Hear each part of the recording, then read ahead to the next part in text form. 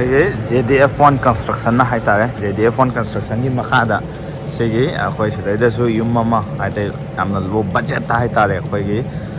paisa yam hongna haitare sigi yum mama khoina sabani almost 90% loisale ado project si je futin ka ko hore bo futin ka ga ma ceiling loi tharak khidoini ado complete finishing pi gi doine ba adu bu hari ba sigi yum je khoina saba matamda si je paisa kya muksangi do kyam sawi do kyam pai do kai kai yawi When akoina sigi JDF1 na sari base magi makha foundation dai haitare ground dagi pura zero leibak che pura leiram badagi akoina sije foundation pira kanda sije khoigi saba horpani duga ko sidai da wall putti kak ba hore haitare aduna sije 80% 90% di loisalabni si rangka ani duga ceiling loi toksala kanda thong thong naw palaga loidau da ngai re bo aduna khoigi sigi son side putti akhoi kaino tawre hatare rang puti ka ko lore ado rang fast code loisala bani ko aduna second ko rang lak tor bani aduna project lairi se si akhoi na si gi je akhoi foundation hatare fit hum makhai gi foundation yaur kanda si gi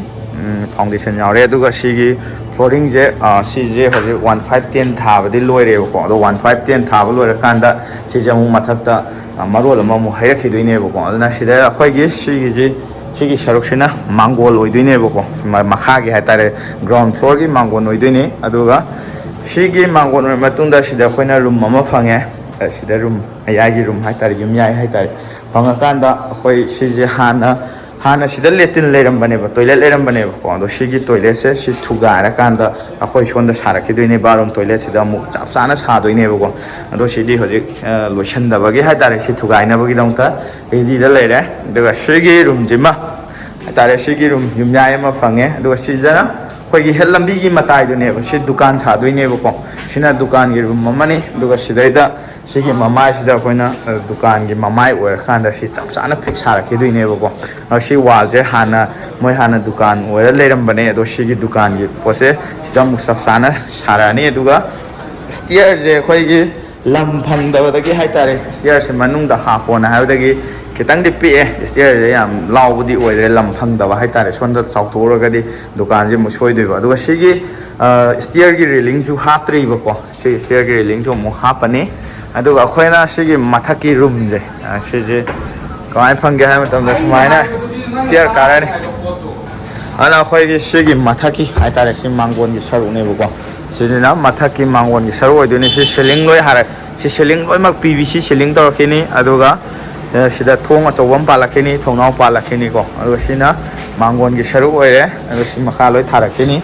adu ga sigi son gi size na saigi sidi phauna bodo lam do smaina khogi lam je khojal le bo ko khojal lakone da railing ha podo yar roina son size sigi oina khona smaina railing gi sauna ha pe do size tier kawam sile kanda khogi sida da mathakta room ma ha tare mangon je le ni adu sigi room je smaina phange bo ko aduga sigi mathak se ceiling PVC ceiling tawkini ceiling fan ahum hapakini light taruk hena hapakini bo adugi matik phajani hai tare aduga si je khoi gi yam low budget oi bani na double board se matam kha leiraga khara si paisa gi kaino se tang problem leibadagi sigi jema hana single to kan sigi single je khoina maram mak se puti ga chala kan ran ta se le rang je hapam me hai tare aduga sigi pipe ka se loi mak rang amu finishing tawkini bo ko aduga sida tho kan da khoi gi nga sai ge sigi mapan ge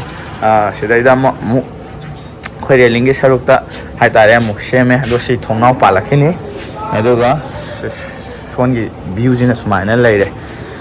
smai to na aduga sigi gi mathak sida sigi hentok bai saruk sida 1000 liter ma hapa gi sidai da rek ama salakhini aduga sida gi pipe to kan nga sai koina sigi makha da khoi si makha da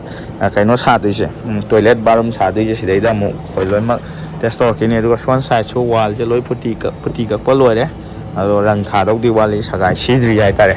aduna sumaina leire si loi mak ceiling tor kini amta ura roi yot nung kem khang roi bo aduga khoina sari je si je yang nai ba nate si je sat lot pi ne ba toi je aduna sa lot pani na khoi sumaina leire yang nai ra ga su sa lot la ga su hari ba estimate ti cham mane aduga si gi yungi punna yumji gi asang ba je 35 ne ling se ko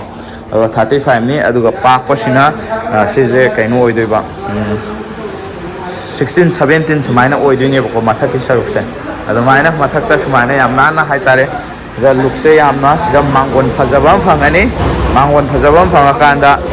ꯁꯨꯃꯥꯏꯅ ꯁꯤꯒꯤ ꯑꯥꯒꯤ ꯃꯄꯥꯟꯒꯤ ꯑꯩꯈꯣꯏꯅ ꯂꯥꯛꯏꯕ ꯂꯝꯕꯤꯁꯦ ꯁꯤꯒꯤ view ꯐꯖꯕ ꯑꯃꯁꯨ ꯂꯩꯔꯅꯦꯕꯀꯣ ꯑꯗꯨꯅ ꯂꯣꯏꯔꯛꯄ ꯃꯇꯝꯗꯗꯤ ꯁꯤꯒꯤ ꯌꯨꯝꯁꯦ ꯌꯥꯝ ꯐꯖꯒꯅꯦꯅ ꯈꯜꯂꯤ ꯍꯥꯏꯇꯥꯔꯦ ꯑꯗꯨꯅ ꯁꯤꯒꯤ ꯕꯖꯦꯠꯁꯦ ꯀꯌꯥꯃꯨꯛꯅꯣ ꯍꯥꯏꯕꯗꯨꯗꯤ ꯑꯩ ꯍꯣꯔꯦꯟ ꯂꯣꯏꯔꯛꯄꯗ ꯍꯥꯏꯖꯔꯛꯀꯦ ꯑꯗꯨꯒ ꯁꯤꯒꯤ ꯐꯨꯜ ꯍꯌꯦꯡ ꯁꯤꯒꯤ ꯁꯤꯂꯤꯡ ꯅꯨꯡ ꯂꯣꯏꯅꯃꯛ ꯈꯟꯖꯜꯂꯛꯑꯀꯥꯟꯗ ꯀꯌꯥꯃꯨꯛ ꯐꯖꯒꯦ ꯍꯥꯏꯕꯗꯨꯁꯨ ꯃꯌꯥꯝ ꯑꯔꯣꯏꯕ ꯑꯣꯏꯅ ꯚꯤꯗꯤꯑꯣ ꯑꯩ ꯅꯝꯖꯔꯛꯀꯦꯕ